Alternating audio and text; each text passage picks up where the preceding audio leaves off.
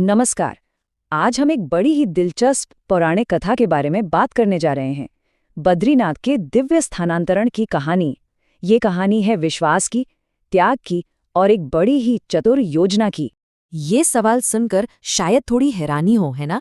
लेकिन ये सच है। जिस जगह को आज हम सब भगवान विष्णु के धाम के तौर पर जानते हैं, वो असल में महादेव और माता पार्वती का निवास स्थान था। तो फिर ये सब बदला कैसे? चलिए इस कहानी में जरा गहराई से उतरते हैं।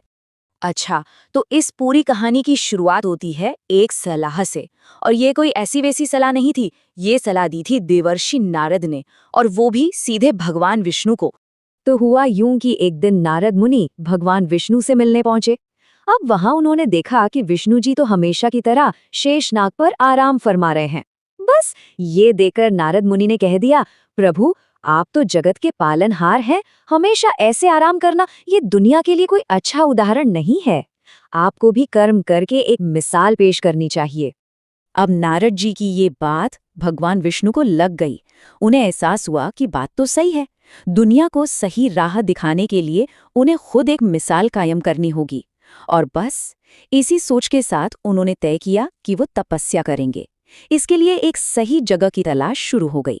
तो विष्णु जी निकल पड़े एक ऐसी जगह की तलाश में जो तपस्या के लिए एकदम सही हो, सुंदर हो, शांत हो। और उन्हें ऐसी जगह मिल भी गई। पर एक छोटी सी दिक्कत थी। वो जगह पहले से ही किसी और की थी। अपनी खोज में भगवान विष्णु पहुंचे हिमालय, और वहां उन्हें एक जगह दिखी जो बिल्कुल वैसी थी जैसी वो चाहते थे।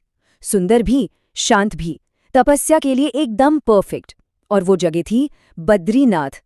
लेकिन जैसे ही विष्णु जी ने उस जगह को पसंद किया, उन्हें समझ आ गया, अरे ये तो भगवान शिव और पार्वती का घर है।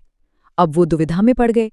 अगर यहाँ तपस्या की तो महादेव नाराज हो सकते हैं, और उनके गुस्से का अंजाम वो तो सब जानते हैं। तो अब क्या किया जाए? इस मुश्किल का हल निकालने के लिए भगवान विष्णु ने एक बड़ी ही कमाल की तरकीब सोची। एक ऐसा प्लान जिसमें ताकत का नहीं बल्कि दिमाग का इस्तेमाल होना था। विष्णु जी ने क्या किया?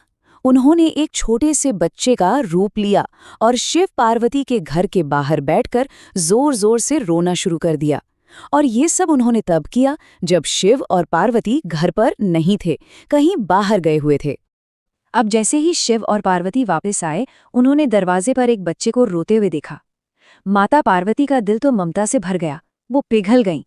लेकिन शिव, वो तो त्रिकालदर्शी हैं। वो एक पल में समझ गए कि ये कोई आम बच्चा नहीं है, दाल में कुछ काला है। उन्होंने तुरंत पार्वती को चेताया। पर यहाँ ज्ञान पर भावना भारी पड़ गई। एक माँ का दिल, पार्वती जी से उस बच्चे का रोना देखा नहीं गया। उन्होंने शिवजी की चेतावनी को अनसुना कर दिया और बोली, आप इतने कठोर कैसे हो सकते हैं? और ये कहकर उन्होंने बच्चे को गोद में उठा लिया। और बस कहानी का सबसे बड़ा मोड़ यहीं आता है। पार्वती जी उस बच्चे को घर के अंदर ले गईं, उसे चुप कराया और फिर शिवजी के साथ पास में ही स्नान करने चली गईं। लेकिन जब वो दोनों वापस आए तो क्या देखते हैं? घर का दरवाजा अंदर से बंद है। सोचिए जरा, अपने ही घर में नहीं जा पा रहे हैं। अब सब कुछ भगवान शिव पर था। अब वो क्या करेंगे? इस अजीब सी स्थिति को कैसे संभालेंगे? अब देखिए, महादेव के सामने दो रास्ते थे। पहला, अपने गुस्से से सब कुछ खत्म कर दे, जो उनके लिए बाएं हाथ का खेल था। या दूसरा, शांति से उस जगह को छोड़कर चले जाएं। बहुत बड़ा फैसला था ये, ताकत और समझदारी की असली परीक्षा। और यहाँ महादेव ने जो किया वो सच में अद्भुत था। उन्होंने पार्वती की भावनाओं का मान रखा। उन्होंने कहा, ये तुम्हारा प्रिय बालक है, इसलिए मैं इसे कोई नुकसान नहीं पहुंचा सकता। चलो हम ही कहीं और चलते हैं। मतलब सब कुछ जानते हुए भी उन्होंने रिश्ते को, भावना को ऊपर रखा और शांति से उस जगह को छोड़ने का फैसला कर लिया। और बस इसी तरह शिव और पार्वती ने अपना घर बद्रीनाथ छोड़ दिया और एक नए घर की तलाश में आगे बढ़ गए।